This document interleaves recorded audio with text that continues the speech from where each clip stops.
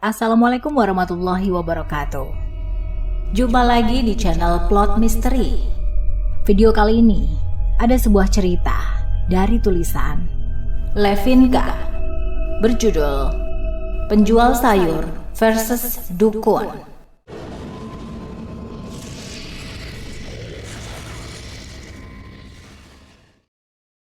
Atika membuka matanya.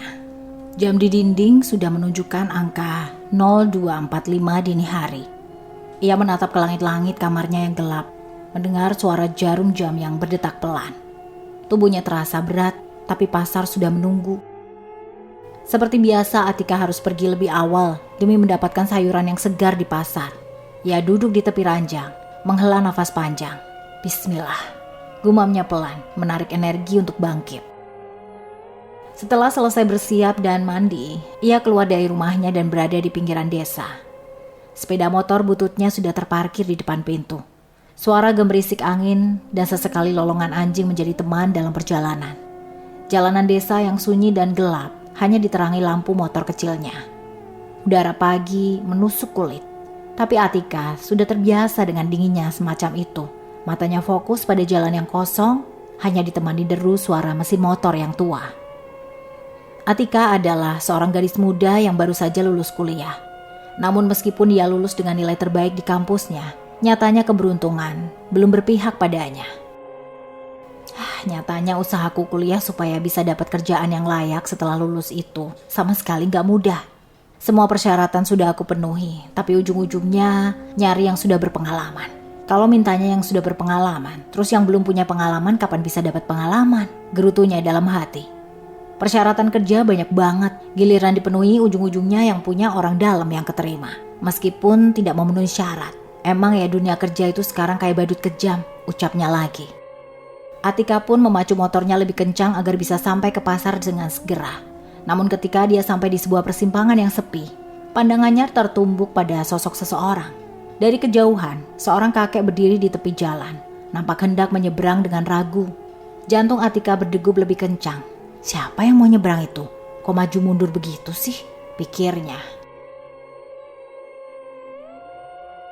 Ia memperlambat laju motor. Ketika makin dekat, Atika melihat kakek itu berdiri diam. Tongkat kayunya menancap ke tanah. Tubuhnya tampak kusam dalam balutan sarung kusam. Namun yang membuat Atika makin khawatir, dari arah berlawanan, nampak sebuah mobil melaju dengan kecepatan tinggi. Naluri Atika segera mengambil alih. Dia segera menghentikan motor dengan kasar, melompat dari motor hingga motornya terjatuh ke tanah. Dengan cepat dia berlari ke tengah jalan, mendekati kakak itu dan menariknya ke tepi jalan. Suara mobil yang melaju kencang berlalu begitu saja, meninggalkan debu yang berterbangan di udara. "Kakek nggak apa-apa kan?" tanya Atika. Napasnya tersengal-sengal, menatap wajah kakek itu yang keriput dan berdebu. Kakek itu pun tersenyum tipis. Tampak tidak terganggu sama sekali oleh insiden barusan. "Terima kasih ya nak," jawabnya dengan suara serak. "Tapi mbah baik-baik aja, kamu yang harus hati-hati." Atika mengerutkan kening, merasa ada yang aneh dengan cara bicara kakek itu. "Kakek ini mau kemana malam-malam begini?" "Saya cuma lewat saja. Kamu lanjutkan saja perjalananmu. Jangan khawatir tentang mbah." Masih merasa ada yang ganjil, Atika mengangguk pelan. Ia kembali ke motornya yang tergeletak di jalan, lalu memungut tas belanjaan yang terserak di pinggir jalan. Ketika ia menoleh kembali ke arah kakek tadi, sosok itu udah hilang. Tak ada suara langkah kaki, tak ada bayangan di antara pohon-pohon pinggir jalan, hanya kesunyian yang menggantung di udara. "Ya Allah, kemana perginya mbah itu?" Atika bergumam, tubuhnya sedikit merinding. Ia berusaha menenangkan diri, meyakinkan bahwa mungkin kakek itu sudah menyeberang ke arah lain. Setelah menegakkan motornya, Atika juga melanjutkan perjalanan dengan perasaan yang campur aduk. Sesampainya di pasar, kejadian aneh tadi masih terngiang di kepalanya. Suasana pasar yang ramai subuh hari cukup membantu Atika mengalihkan pikiran. Dia mulai sibuk memilih sayuran dari para pedagang, memastikan barang dagangannya untuk hari ini sudah lengkap.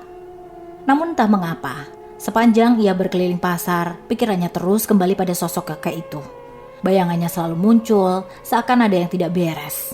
Pikirannya terus mengembara, hingga seorang pedagang menyapanya. "Atika, kamu kenapa toh?" Mukamu kok pucat banget, tegur Bu Yati, salah satu pedagang langganan. Atika tersentak, lalu mencoba tersenyum. Gak apa-apa kok Bu, mungkin cuma kurang tidur aja. Setelah membeli semua yang dibutuhkan, Atika pun segera pulang. Namun kejadian pagi itu menjadi titik awal dari rentetan peristiwa ganjil yang akan ia alami. Saat sampai di rumah, tiba-tiba kepalanya terasa berdenyut kencang, pandangannya kabur, seolah ada kilatan-kilatan di benaknya. Seperti ada sesuatu yang ingin keluar dari pikirannya. Dan pada detik itu, sebuah bisikan halus terdengar di telinganya, seolah ada yang memberitahunya sesuatu. Namun Atika tidak paham apa yang terjadi, dia hanya merasa ada yang berubah dalam dirinya. Keesokan harinya saat sedang menjajakan sayuran di desa, keributan kecil terjadi. Seorang nenek bernama Waroh berteriak minta tolong. Tolong anakku. Para ibu-ibu yang belanja pun meletakkan sayuran di keranjang sayur Atika, langsung berlarian ke arah rumah nenek Waroh. Atika yang kebetulan berada di tempat itu meninggalkan motor serta barang dagangannya dan ikut melihat apa yang terjadi. Di dalam rumah sederhana itu, Sumi anak nenek Waroh tergeletak di lantai, tubuhnya bergetar, napasnya tersengal-sengal, matanya melotot, seakan-akan hendak keluar dari rongganya. Ibu, tolong, aku gak bisa nafas. Suara Sumi lemah, matanya penuh ketakutan. Rasa panik melanda semua orang yang ada di ruangan itu. Tak ada yang tahu harus berbuat apa. Salah satu ibu meminta yang lain memanggil para medis, tapi sepertinya itu tidak akan cukup cepat. Tanpa sadar, Atika melangkah maju. Tangannya gemetar, tapi ada sesuatu yang mendorongnya untuk bertindak. Seolah ada kekuatan dalam dirinya yang memaksanya. Ia mendengar bisikan halus lagi, memberitahunya apa yang harus dilakukan. Atika, kamu mau ngapain? Tanya seorang ibu dengan nada cemas. Atika tak menjawab, dia berjalan ke arah meja, menuangkan air dari teko ke gelas yang terbuat dari beling, lalu duduk di samping Sumi. Dengan keyakinan yang entah dari mana, dia membaca doa pelan-pelan ke dalam air. Setelah selesai, dia mengusap air itu ke wajah Sumi. Seketika, Sumi berhenti bergetar. Napasnya mulai normal kembali. Dan perlahan-lahan dia membuka matanya. Alhamdulillah, Sumi berkata lemah tapi jelas. Semua orang di ruangan itu terdiam, seolah tidak percaya dengan apa yang baru saja terjadi. Atika juga terkejut, dia menatap tangannya sendiri, tidak yakin dengan apa yang telah dia lakukan. Tapi dalam kepalanya, ia tahu itu baru permulaan. Perasaan aneh itu semakin kuat, dan ia tahu ada sesuatu yang lebih besar menantinya. Setelah peristiwa di rumah nenek Waroh, hidup Atika berubah drastis. Berita tentang kemampuannya menyembuhkan Sumi dengan cara yang tidak biasa menyebar cepat. Orang-orang mulai membicarakan Atika, beberapa dengan kekaguman, yang lain dengan rasa heran. Pagi itu Atika sedang menjajakan sayur di desa seperti biasa. Meski cuaca cerah, ada hawa dingin yang menyelimutinya.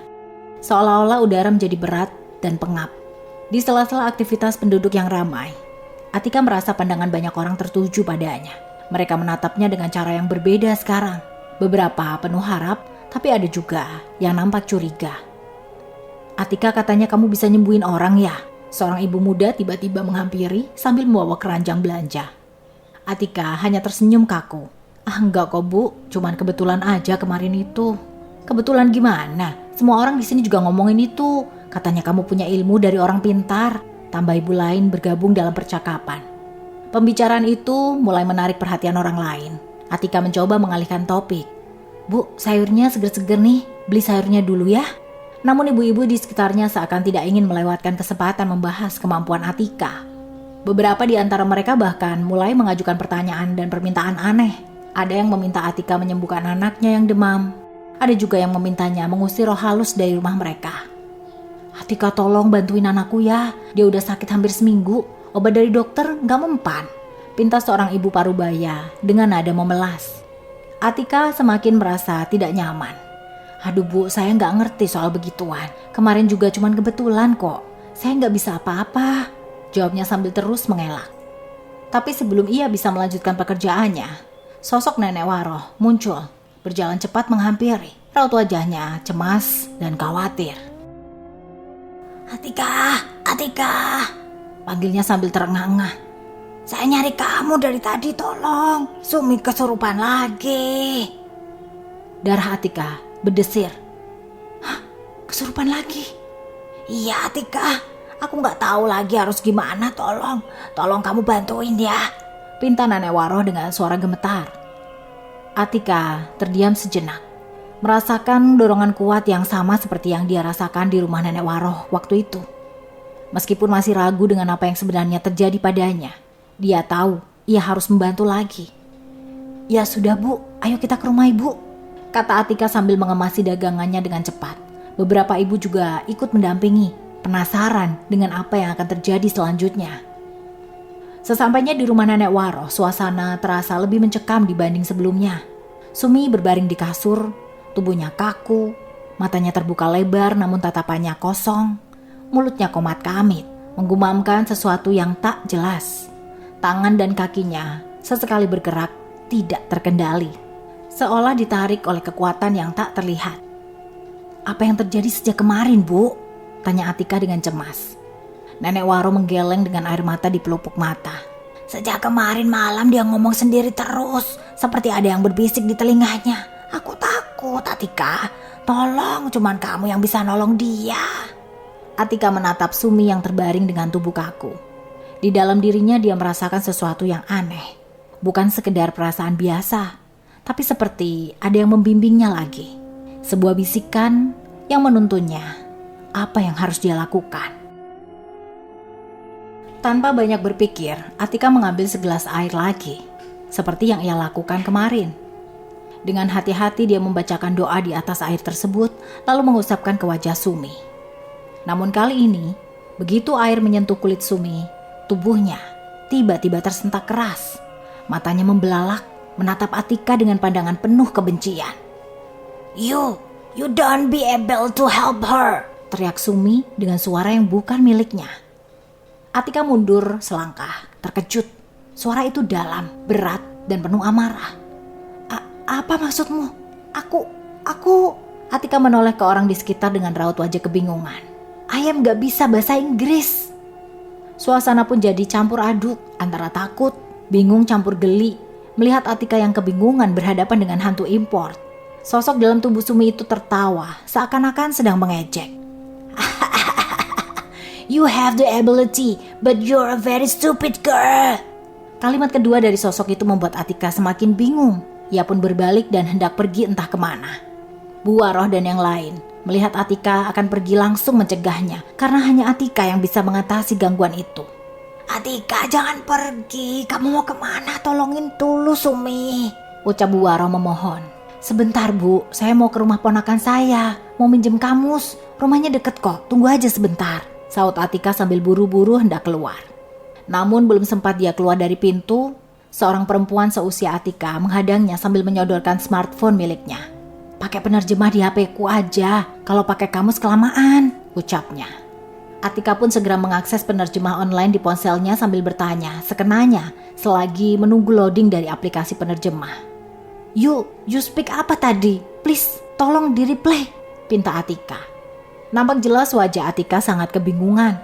Jari jemarinya bahkan nampak gemetaran saat mengetik di ponsel itu. Dia nampak tidak sabar karena jaringan internet yang lemah membuat aplikasi penerjemah susah dimuat. Sosok itu tertawa lebih nyaring lagi sambil matanya melotot memindai orang-orang sekitar sebelum akhirnya terfokus menatap Atika. Apakah sudah kau temukan? Haha, tak perlu kau buka translator. Aku paham bahasamu, ucapnya dengan logat orang bule membuat semua orang tercengang. Atika nampak terkejut bercampur lega setelah mengetahui bahwa sosok tersebut bisa berbahasa Indonesia. Apa yang kamu lakukan pada Sumi? Balas Atika mencoba tetap tenang. Sumi tertawa melengking, tubuhnya berguncang-guncang. Aku tidak akan pergi dari sini. Dia milikku dan bayinya.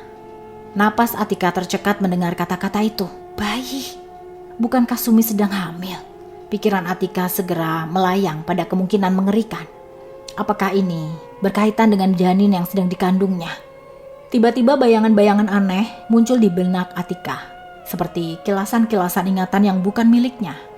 Dalam penglihatan itu, dia melihat sosok perempuan berambut panjang dengan gaun putih mengintai Sumi.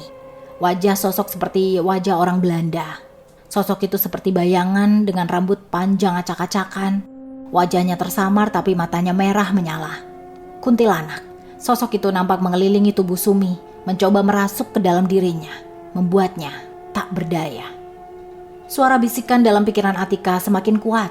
Kini ia tahu apa yang sedang dihadapinya. Ini ulah seseorang yang mengirimkan kuntilanak untuk membunuh Sumi dan bayinya, pikir Atika. Tapi siapa dan kenapa? Atika, tolong Sumi, dia gak bisa bertahan lebih lama lagi. Suara Nenek Waro kembali menyentaknya ke kenyataan.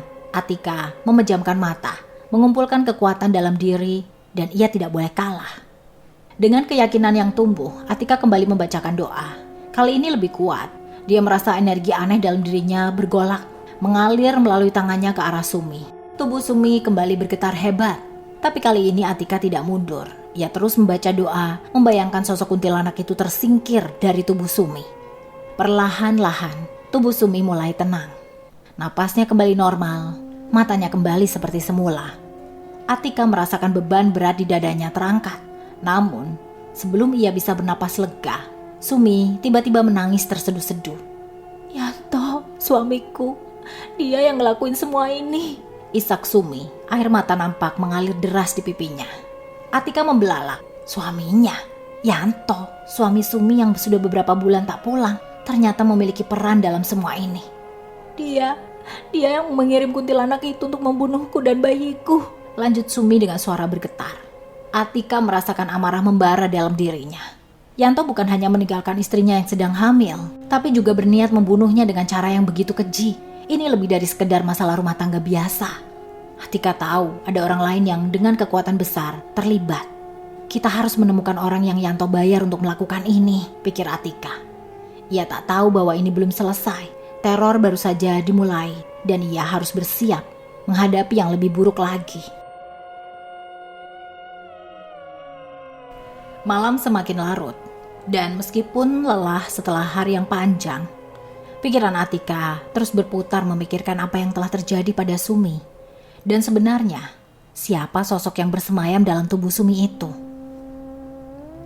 Atika pun mencoba memejamkan mata karena bagaimanapun juga, besok pagi dia harus pergi ke pasar lagi. Hal janggal yang telah ia alami tadi tentu saja tidak boleh sampai menghalangi aktivitas Atika sehari-hari.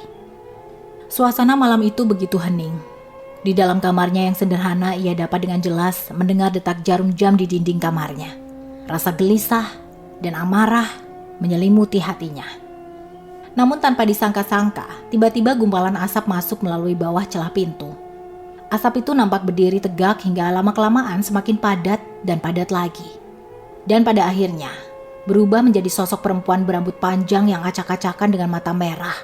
Wajah sosok hantu itu berhidung mancung dan sangat mirip dengan orang Belanda.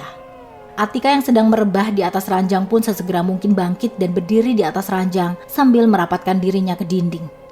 Atika tampak sangat ketakutan kala itu. Ia tidak pernah membayangkan bahwa sosok yang mengganggu Sumi akan mendatanginya. Siapa kamu? Apa mau kamu? Kenapa malah datang ke sini? Pergi. Aku gak ada urusan sama kamu. Pakik Atika sambil tangan kanannya mengibas berulang kali, sedangkan tangan kirinya berusaha menutup matanya. Sosok perempuan itu tertawa nyaring. You say you have nothing to do with me? Bullshit. Kau sudah terlanjur ikut campur dengan urusanku. Tolong, jangan bicara dengan bahasa yang aku gak ngerti. Sebenarnya kamu siapa? Ucap Atika terbata-bata. Sosok itu menatap Atika tajam sambil menyeringai. Tak lama kemudian ia pun menghilang perlahan sambil berucap, Aku Clara. Clara? Jadi nama kuntilanak yang bersemayam di tubuh Sumi itu bernama Clara, gumam Atika lirih. Nama itu seolah menyimpan kekuatan tersendiri, mengingatkan Atika pada sosok dua orang laki-laki yang ia lihat dalam penglihatannya. Aku harus menemukan Yanto, gumam Atika pada dirinya sendiri. Dan lebih penting lagi, dukun yang mengirim Clara. Tugas itu bukan tugas yang mudah. Tak ada petunjuk jelas tentang di mana Yanto berada. Ia menghilang begitu saja, seperti ditelan bumi. Di sisi lain, Atika semakin yakin bahwa ada kekuatan gelap yang lebih besar dari sekedar kuntilanak biasa yang bekerja di balik ini semua. Namun siapa dukun yang diduga bertanggung jawab dan bagaimana cara menghadapinya? Pagi harinya pasar kembali ramai. Atika datang ke pasar dengan mata merah yang menandakan bahwa dia kurang istirahat karena gangguan dari sosok kuntilanak bernama Clara. Namun bagaimanapun juga ia tetap harus melakukan aktivitas seperti biasa. agar bisa kembali berjualan menjajakan sayur di desanya. Setelah sekitar 2 jam Atika berkeliling pasar, dia pun segera membawa barang belanjaan dan diletakkan di keranjang sayurnya yang ada di motor. Karena motornya terparkir di tempat yang cukup jauh, seperti biasa ia pun membayar kuli panggul untuk membawakan barang belanjaan ke motornya. Setelah selesai dengan segala keperluan di pasar, bertepatan dengan suara azan subuh berkumandang, ia pun memacu motor untuk pulang. Saat sampai di kediamannya, ia pun menunaikan sholat subuh. Lalu kemudian masak ala kadarnya untuk ia sarapan nanti. Sekitar 1 jam kemudian, ia pun sudah siap untuk menjajakan sayurnya. Ia segera memacu motornya. Namun kali ini suasananya sedikit berbeda. Orang-orang tidak hanya untuk belanja, tapi juga ingin tahu lebih banyak tentang kejadian di rumah Nenek Waroh. Beberapa mendekati Atika dengan berbagai pertanyaan dan bisik-bisik. Namun Atika hanya tersenyum tipis. Mencoba tetap tenang meskipun ia tahu perhatian yang diberikan padanya semakin besar. "Mbak Atika, apa benar Sumi diguna-guna suaminya?" tanya seorang pembeli tiba-tiba. Atika terkejut dengan pertanyaan langsung itu. "Saya belum tahu pasti, Bu, tapi yang jelas ada sesuatu yang aneh dengan keadaannya," jawabnya pelan. Pembicaraan seperti membuka kembali luka di hati Atika. Sumi tidak hanya menderita karena serangan gaib, tapi juga pengkhianatan suaminya Yanto. Pikiran Atika kembali ke kejadian semalam saat ia mendapatkan kejutan dari Clara yang menampakkan diri di depannya. Sosok kuntilanak itu begitu jelas dalam ingatannya. Mata merahnya menyala penuh kebencian, seolah masih mengawasinya dari balik bayangan. Saat tengah melayani pembeli yang lain, tiba-tiba Atika merasakan sesuatu yang aneh. Udara di sekitarnya berubah, menjadi lebih dingin dan lembab. Dia juga merasakan bulu kuduknya meremang. Ia terdiam sejenak, berusaha mencari sumber dari rasa tidak nyaman itu. "Hei Atika!" Suara seorang pria memecah keheningan. Atika menoleh dan melihat Udin, tetangganya, sedang berjalan menghampiri. Wajahnya yang biasanya ceria nampak lebih serius. "Ada apa, Din?" tanya Atika mencoba tersenyum meski firasat buruk menguasai. "Kamu gak lihat itu di pojokan sana? Ada perempuan aneh yang dari tadi ngeliatin kamu." Udin berbisik sambil menunjuk ke arah jalan kecil di belakang pasar. Atika menoleh, melihat seorang perempuan berdiri di kejauhan. Rambutnya panjang dan kusut, menutupi sebagian besar wajahnya yang pucat. Meski samar, dari sela-sela rambut perempuan itu, Atika dapat melihat mata perempuan itu tidak berpaling sedikit pun dari Atika, membuatnya merinding. Meski jaraknya cukup jauh, Atika bisa merasakan tatapan dingin yang menusuk dari perempuan itu. Perlahan perempuan itu tersenyum, sebuah senyuman yang tidak manusiawi. Jantung Atika berdegup kencang. Ia tahu siapa sosok itu. "Clara," bisiknya pelan. Tanpa berpikir panjang, Atika segera merapikan dagangannya. Perasaan tak nyaman makin menjadi-jadi. Sosok Clara yang tiba-tiba muncul di sana membuat segalanya terasa lebih nyata, lebih menakutkan. Apa Clara sedang mengawasiku? Atau lebih dari itu, apa Clara mencoba memperingatkanku? Gumamnya. "Udin, aku harus pergi. Tolong jagain motor sama daganganku sebentar ya. Aku mau ke rumah Nenek Waroh," ucap Atika buru-buru. Udin hanya mengangguk, tampak bingung. Atika segera berjalan cepat menuju ke rumah Nenek Waroh. Ia tahu bahwa ancaman Clara belum selesai dan ia harus menemukan jawabannya secepat mungkin. Namun di sepanjang jalan, langkah kakinya terasa berat, seolah-olah ada sesuatu yang menariknya kembali. Saat tiba di depan rumah Nenek Waroh, Atika mendapat suasana yang lebih mencekam dari sebelumnya. Pintu rumah terbuka lebar, dan dari dalam terdengar suara tangisan yang meraung-raung. "Nenek Waroh," panggil Atika dari depan pintu. Tak ada jawaban. Atika memberanikan diri melangkah masuk, hatinya berdebar kencang. Di dalam, ia menemukan Nenek Waroh duduk di samping Sumi yang tampak lebih pucat dari sebelumnya. Tubuh Sumi terbaring di kasur, napasnya berat, sementara Nenek Waroh memegangi tangan putrinya dengan air mata berlinang. "Ya kembali, hantu itu kembali lagi," ujar Nenek Waroh dengan suara gemetar. Atika menelan ludah. "Kenapa lagi? Apa yang terjadi, Bu?" Nenek Waroh menatapnya dengan mata penuh harap. "Semalam, Sumi mulai bicara sendiri lagi. Lalu tiba-tiba dia seperti seolah ada yang masuk ke tubuhnya. Dia berteriak-teriak menyebut nama Clara." Mendengar itu, Atika merasa dingin menjalar ke seluruh tubuhnya. Clara tidak hanya muncul di depannya, tapi juga kembali menyerang Sumi. Ini bukan kebetulan. Sosok ini semakin nyata dan semakin kuat. Atika, aku mohon selamatkan anakku, tangis Nenek Waro.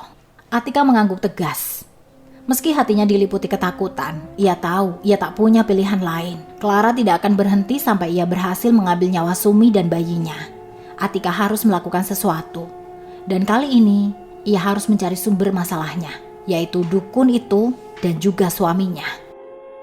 Malam itu, ia tidak bisa tidur. Pikirannya dipenuhi bayangan Clara dan ancaman yang makin nyata. Clara nampaknya makin kuat. Dan ia tahu bahwa ini bukan lagi sekedar masalah gaib biasa. Dukun di balik semua ini pasti memiliki kekuatan besar. Tapi siapa sebenarnya dukun itu? Bagaimana caranya melawan kekuatan sekuat itu? Di tengah malam yang sunyi, Atika duduk di kamarnya, berusaha menenangkan diri. Namun tiba-tiba dia merasakan sesuatu yang aneh. Udara di sekitarnya berubah menjadi lebih dingin, seakan menusuk tulang. Ia mendengar suara langkah kaki di depan kamar mandinya. Suara apa itu? Apa ada orang di depan kamar mandi? Gumamnya. Dengan hati-hati Atika bangkit melangkah menuju kamar mandi. Meskipun ia merasa takut, namun ia mencoba memberanikan diri. Dapat ia rasakan jantungnya berdegup kencang, diiringi dengan deru napas yang memburu. Saat ia membuka pintu, udara dingin menerpa wajahnya. Lampu redup di kamar mandi berkedip-kedip, menciptakan bayangan-bayangan yang bergerak di dinding. Dan tiba-tiba, dari belakangnya, ada sesuatu yang menarik rambutnya dengan keras. Astaga, Atika berteriak sambil memegang kepalanya. Rasa sakit menusuk di kulit kepalanya saat rambutnya dijambak oleh kekuatan tak terlihat. Ia berusaha menarik diri, tapi sesuatu terus menariknya, seolah-olah ingin menariknya ke dalam kegelapan. Atika terjatuh ke lantai, tertarik oleh kekuatan gaib yang tak terlihat. Kepalanya membentur pintu kamar mandi, membuatnya kesakitan. Apa ini? Teriaknya kesakitan, teriaknya ketakutan. Samar-samar ia mendengar suara tawa. Tawa perempuan yang menggema di seluruh ruangan. Clara, gumam Atika dengan napasnya yang terengah-engah. Ia tahu Clara mencoba melemahkannya, membuatnya takut agar tidak bisa melawan. Namun Atika yakin dirinya tidak boleh menyerah. Dengan sekuat tenaga ia meraih pintu dan berusaha bangkit meskipun tubuhnya masih terasa lemas akibat serangan itu. Aku gak akan kalah, bisiknya pada dirinya sendiri.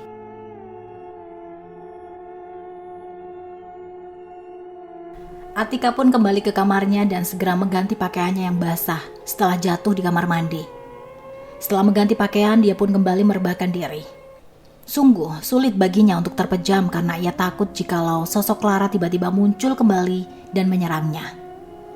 Ia pun mencoba melantunkan doa, memohon perlindungan dari Allah Subhanahu wa Ta'ala, serta memohon petunjuk dan kekuatan untuk menghadapi semua ini. Bibir manisnya terus melantunkan doa dan zikir sembari bersembunyi di balik selimut tebal berwarna biru miliknya. Sekitar 2 jam setelah kejadian di kamar mandi, Atika pun mulai ngantuk dan akhirnya terlelap. Saat ia baru saja terlelap, ia merasakan dirinya berjalan di suatu tempat yang tak ia kenali. Tempat itu begitu sepi. Di kanan dan kirinya banyak ditumbuhi pepohonan yang besar dan menjulang tinggi. Tak ada rumah dan tak ada satu orang pun yang ia temui kala itu. Ia pun meneruskan langkahnya, menyusuri jalan mengikuti instingnya. Sesampainya di sebuah persimpangan, dia dibuat terkejut dengan kemunculan seorang kakek tua. Wajahnya tak asing, ia pernah bertemu dengan kakek itu. Atika pun mempercepat langkah menghampiri kakek tersebut. Mbah yang waktu itu hampir ketabrak mobil kan? Tanya Atika. Kakek tersebut mengangguk lalu tersenyum. Tak lama, kakek itu menunjuk ke depan ke bawah sebuah pohon. 2 orang laki-laki nampak duduk berhadapan di dekat perapian. Keduanya nampak menyatukan kedua telapak tangan mereka masing-masing. Entah apa yang sebenarnya mereka lakukan. Atika dan kakek itu pun menghampiri kedua orang itu. Tapi anehnya, mereka seolah tidak menyadari kehadiran Atika dan sang kakek. Dia Waluyo yang mengirimkan kuntilanak itu pada Sumi. Sedangkan yang muda itu, suaminya Sumi. Sekarang lakukan tugasmu. Mbah yakin kamu pasti bisa, ucap kakek itu. Atika pun menoleh ke sampingnya. Namun tiba-tiba kakek itu menghilang. Begitupun juga dengan kedua orang serta perapian di depannya. Atika pun terbangun. Diliriknya jam di dinding. Ternyata sudah jam 11:30 malam. Atika duduk termenung di atas ranjang, memikirkan mimpi yang baru saja dia alami. Apa benar dukun itu namanya Waluyo? Kalau benar dia itu dukun, semoga aku bisa melawannya, gumamnya dengan tekad yang besar. Atika tahu bahwa pertarungan yang sesungguhnya baru saja dimulai. Dan untuk menyelamatkan Sumi, ia harus mengalahkan Clara dan dukun yang mengirimnya sebelum semuanya terlambat. Pagi yang dingin menyambut Atika saat dia terbangun dengan tubuh lemas dan kepala yang masih terasa berdenyut akibat perjalanan astral semalam. Namun semangatnya tidak padam. Kekuatan baru muncul dalam dirinya, seolah memberitahu bahwa ini adalah saatnya menyelesaikan segalanya. Clara tidak bisa dibiarkan terus menguasai tubuh Sumi, dan Mbah Waluyo, dukun yang bertanggung jawab atas semua ini, harus dihentikan. Setelah merapikan dagangan di pasar pagi itu, Atika segera bergegas menuju rumah Nenek Waro. Sumi masih nampak lemah, duduk dengan mata sayu di ruang tamu. Sesekali matanya nampak memerah, tanda bahwa Clara masih menguasainya. Atika, kamu datang, Dok. Suara Nenek Waro terdengar serak, penuh harap. Aku sudah nggak tahu lagi harus bagaimana. Atika mengangguk, mengusap punggung Nenek Waro dengan lembut. Bu, ini sudah semakin parah. Clara semakin kuat, dan kita harus menghentikannya sebelum dia benar-benar mengambil nyawa Sumi dan bayinya. Aku nggak tahu harus gimana, saut Nenek Waro. Air mata menetes di pipinya. Atika, tolong aku. Sumi mengangkat wajahnya pelan, memohon dengan suara lirih. Aku nggak bisa bertahan lagi. Atika menarik napas panjang. Aku bakalan mencoba yang terbaik, Sumi. Tapi aku harus mencari dukun itu. Dia satu-satunya yang bisa menghentikan Clara. Nenek Waro mengangguk setuju. Meski tak tahu pasti di mana Mbah Waluyo berada, Atika yakin bahwa nanti dia dapat menemukannya. Kekuatan besar dalam dirinya membuat dia berani untuk mencari dan menemui Mbah Waluyo seorang diri. Atika menaiki motor dan memutuskan untuk bertanya pada penduduk setempat yang mungkin mengenal dukun tersebut. Setelah berkeliling dan bertanya-tanya, Atika akhirnya mendapat petunjuk. Mbah Waluyo tinggal di sebuah desa terpencil di ujung kabupaten, jauh dari hiruk-pikuk kota. Dia tidak membuang waktu dan segera menuju ke sana. Di sepanjang perjalanan, Atika merasakan ada energi aneh yang makin kuat, membuat bulu kuduknya meremang. Mbah Waluyo, dukun yang kamu cari itu bukan sembarang orang, ujar seorang warga yang kebetulan dia temui di perjalanan. Dia terkenal dengan ilmu hitamnya. Banyak yang datang ke dia untuk tujuan buruk, seperti menyantet orang lain. Atika mengangguk. Saya tahu, terima kasih. Dengan berbekal petunjuk dari orang banyak, ia pun sampai di kediaman Mbah Waluyo. Ketika ia tiba di rumah Mbah Waluyo, suasananya begitu sunyi. Rumah tua itu terlihat seperti sudah lama ditinggalkan. Namun, Atika merasakan ada sesuatu yang bersembunyi di balik dinding kusam itu. Dengan hati-hati dia mengetuk pintu. Pintu itu terbuka dengan sendirinya, memperlihatkan seorang pria tua bertubuh kecil, berkulit keriput, dan sorot matanya yang tajam. Tatapan matanya langsung menusuk ke arah Atika, seolah-olah dia tahu siapa yang datang menghampirinya. Aku sudah menunggumu, suara Mbah Waluyo serak dan dingin. Kamu datang untuk menantangku ya? Atika mengepalkan tangannya. Aku datang untuk menyelamatkan Sumi dari Clara dan menghentikan ulahmu. Mbah Waluyo terkekeh perlahan. Clara hanya alat. Jika kamu bisa menghentikannya, itu artinya kamu sudah setengah jalan. Tapi aku gak akan membiarkan itu terjadi. Dengan cepat Mbah Waluyo melangkah ke arah sudut ruangan, mengambil benda kecil dari meja kayu, sebuah boneka yang sudah usang dan kotor. Atika merasa ada energi jahat yang terpancar dari benda tersebut. Sebelum dia sempat bereaksi, Mbah Waluyo sudah melontarkan mantra dengan cepat. Tiba-tiba tubuh Atika terasa berat, seolah-olah ada sesuatu yang menariknya ke tanah. Kakinya gemetar, pandangannya mulai kabur. Namun dia berusaha tetap berdiri. Ini belum selesai, gumam Atika dengan napas terengah. Dia mulai mengingat kekuatan yang diberikan padanya saat menyelamatkan kakek misterius beberapa minggu lalu. Dengan fokus yang kuat, Atika membisikkan doa-doa dalam hatinya. Suara doa itu meskipun pelan, terasa semakin kuat dalam pikirannya. Tubuhnya mulai terasa lebih ringan, energi gelap yang mencoba menekannya berangsur-angsur melemah, dan Atika tahu ini adalah kesempatan terakhirnya. Mbah Waluyo mendesis marah, lalu melemparkan boneka itu ke arah Atika. Namun Atika segera meraih botol air di sakunya yang sudah ia bacakan doa sejak perjalanan ke sini. Tanpa ragu, ia menyiramkan air itu ke boneka tersebut. Boneka itu pun bergetar, kemudian jatuh ke lantai dengan suara berderak seperti kayu yang patah. Aku gak akan membiarkanmu mengalahkanku, bocah, Bahwaluyo berteriak. Lalu ia mengangkat tangannya, mengucapkan mantra lebih kuat yang lebih panjang dari sebelumnya. Sosok Clara pun muncul lalu berubah menjadi gumpalan asap yang melesat menyerang dirinya. Namun kali ini Atika sudah siap. Dia merasakan kekuatan dari dalam dirinya membesar. Dengan kedua tangannya, seolah-olah energi dari Clara mulai berbalik ke arah Bahwaluyo. Dia mulai membacakan doa dengan suara yang semakin lantang, memperkuat perlawanannya. Tiba-tiba, angin kencang berhembus di dalam ruangan, membuat benda-benda berjatuhan, pintu berderak-derak. Bahwaluyo nampak terguncang, dan mantra yang ia lontarkan mulai kehilangan kekuatannya. Dengan sekali hentakan, Atika menyatukan energi terakhirnya. "Kukembalikan semua ajianmu," teriaknya. Seketika, kekuatan yang Bahwaluyo kirimkan berbalik arah, menghantam tubuh pria itu sendiri dengan dahsyat. Bahwaluyo terjerembab ke belakang, tubuhnya bergetar hebat sebelum jatuh di lantai. Tubuhnya nampak lemah, namun ia masih hidup. Saat Atika melangkah maju, Bahwaluyo mengaku kalah. Ia mengakui kehebatan Atika.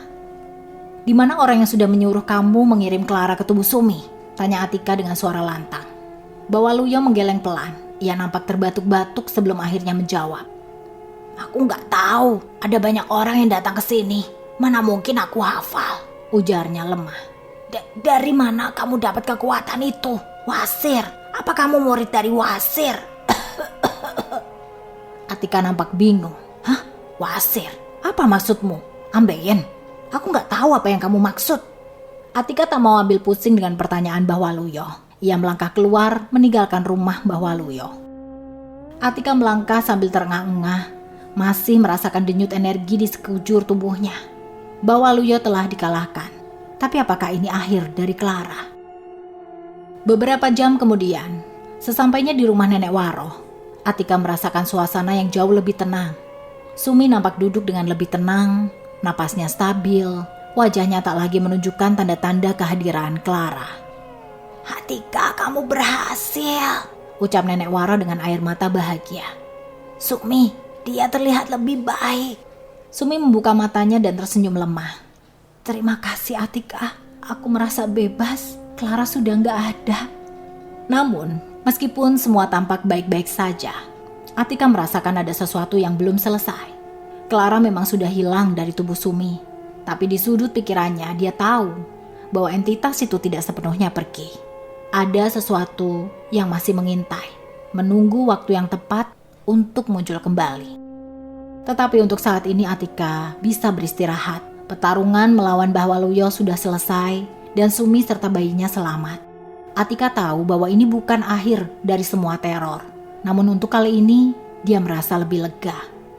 "Terima kasih Atika," ujar Sumi. Suaranya penuh kehangatan. "Karena kamu, aku masih hidup." Atika pun tersenyum lemah. "Aku harap ini sudah selesai dan semoga tidak terulang lagi." Dan dengan itu, hari yang panjang berakhir.